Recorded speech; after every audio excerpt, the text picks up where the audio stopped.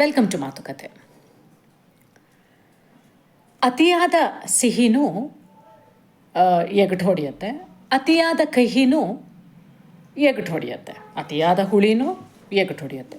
So ಯಾವುದೊಂದು ಅತಿ ಆದರೆ ಅಮೃತ ಕೂಡ ವಿಷ ಆಗತ್ತಂತೆ.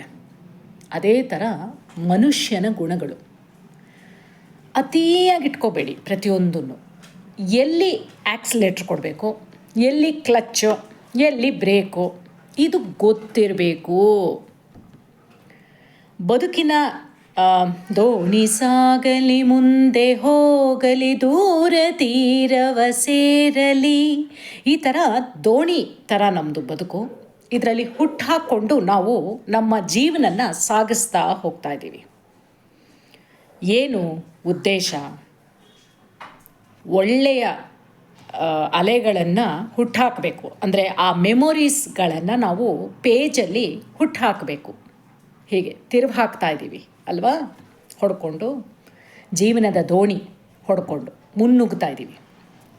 ಇದರಲ್ಲಿ ಮುಂದೆ ಹೋಗ್ತಾ ಹೋಗ್ತಾ ಹೋಗ್ತಾ ಎಲ್ಲ ಥರದ ಒಂದು ಸಂಘರ್ಷಗಳು, ಸಂದರ್ಭಗಳು ದೇವರು ನಮ್ಮ ಮುಂದೆ ತೊಗೊಂಡು ಬರ್ತಾನೆ ಇರ್ತಾನೆ.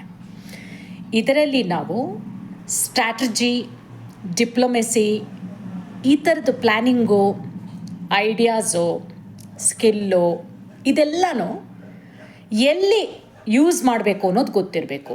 ಬಾಣಗಳು ತುಂಬ ಅಮೂಲ್ಯವಾದಂಥ, ಅತ್ಯಮೂಲ್ಯವಾದಂಥ ಬಾಣಗಳು. ಇದನ್ನು ಎಲ್ಲಿ ಯೂಸ್ ಮಾಡಬೇಕು, ಹೇಗೆ ಯೂಸ್ ಮಾಡಬೇಕು, ಯಾವಾಗ ಯೂಸ್ ಮಾಡಬೇಕು, ಇಂಥ ಬಾಣಗಳು ಇವಾಗ ತೆಗಿಬೇಕಾ, ನಾನು ಇದು ಬೇಕಾ, ಈ ಥರ ವಾರ್ ಝೋನಲ್ಲಿ ನಿಂತ್ಕೊಳ್ಳಿ. ಅಂದರೆ ಬದುಕಿನ ಜಂಜಾಟದಲ್ಲಿ ನಿಂತ್ಕೊಳ್ಳಿ. ಪ್ರತಿಯೊಬ್ಬರೂ ಬದುಕು ಜಂಜಾಟನೇ.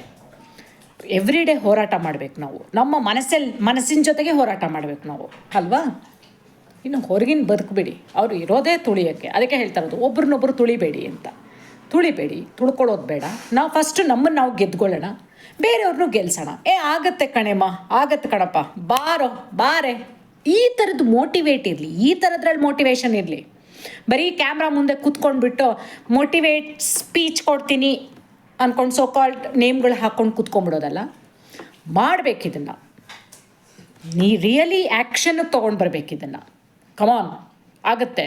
ಕೆಳಗೆ ಬಿದ್ದೋಗಿರ್ತಾರೆ, ಅವ್ರ ಜೊತೆಗೆ ನೀವು ಕೂತ್ಕೊಂಡು ಅಳಬೇಕಾಗತ್ತೆ. 10 ಮೇಲ್ ತೊಗೊಂಡು ಬರಬೇಕೇ ಬದಲು ನಕ್ಕೊಂಡು ಮೇಲ್ ತೊಗೊಂಡು ಬರೋಕ್ಕಾಗೋದಿಲ್ಲ. ಅವರ ಜೊತೆ ನೀವು ಆ ದುಃಖನ ಕೂಡ ಸವಿಬೇಕು. ಏನು ಹೇಳಿದೆ? ಸವಿಬೇಕು. ಹೇಗೆ ಸುಖನ ಸವಿತೀವೋ ದುಃಖನೂ ಸವಿಬೇಕು, ಹುಳಿನೂ ಸವಿಬೇಕು, ಪ್ರತಿಯೊಂದನ್ನು ಸವಿಬೇಕು.